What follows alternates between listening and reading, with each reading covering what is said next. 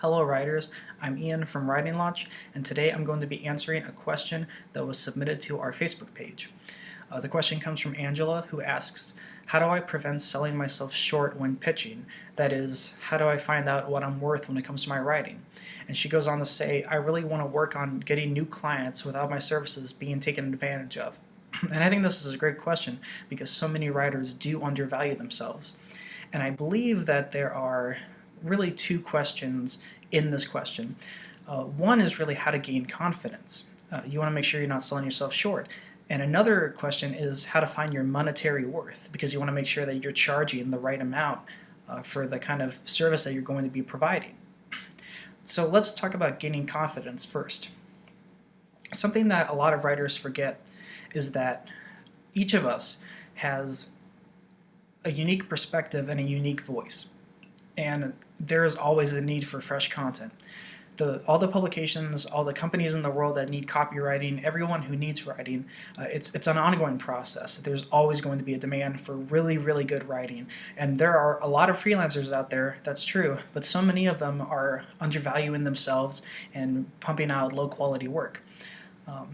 So it's the kind of thing where, as the writer, you're more in control than you think. And a great example is that you choose the publications and the clients you get to work with. Ultimately, you have a say. You're not like a typical employee. You're your own boss, and you're calling the shots. So it's not the other way around where people are hiring you. Technically that does happen, but you seek them out. And the reason, they need what you have. So you have writing, you have high quality writing, people need that. So you get to have the final say in how much you charge, and you get to decide ultimately what you're worth. So nobody really external gets to decide how much your writing is worth or how good it is. So I think that's an important thing to keep in mind if you want to gain confidence, is that as the writer, you're in a position of power to choose who you get to work with.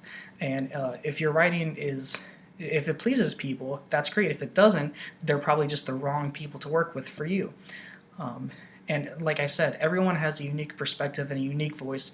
We always need new and fresh voices to keep everything fresh and to keep everything rolling and to provide more depth to the kind of content that is out there, whether that's in a brochure or on a website or for a project of any sort, really. So now let's talk about finding your monetary worth. And this is a much more complex topic, one that we go into in several of our courses. But in short, writing is difficult to put a price tag on. It really is. The bottom line is that you want to make sure you're making enough for you. Because if you're not making enough to live on, then it's sort of ultimately kind of pointless. You want to think about how much you need to live, to pay your bills, to fulfill all of your expenses. And you also want to think about the benefit that the publication or the client is going to receive. And if you think about it that way, and if you pitch yourself that way, you'll notice that clients and publications are a lot more receptive to what you have to offer, even if it comes at a high price. For example, a $700 case study isn't really that bad if it helps the client get thousands of sales. So you got to think about what you're providing now versus what benefit the client is going to receive. Basically, what value will your writing provide for your client? What goals is it going to accomplish? If you focus on that, you'll find that you worry a lot less about how much you should charge and rather how you should frame what you're offering. And one last note that I'll end on is that a lot of writers use the going market rates as a benchmark for what they should charge. And I think this is a bad idea because there's such an influx of freelancers, especially lately in the last 5 years or so. There's just been a ton of new freelancers coming up from all around the world. That's just lowered the prices across the board.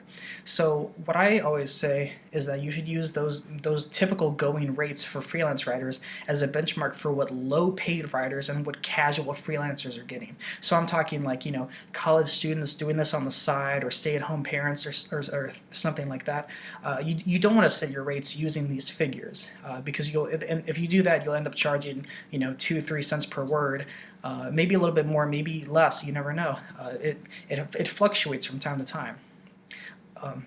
But in short, if you're providing high quality work, you should receive high quality compensation. So those are just a few things that I think you should keep in mind when tackling a question like this, and I hope it's helped.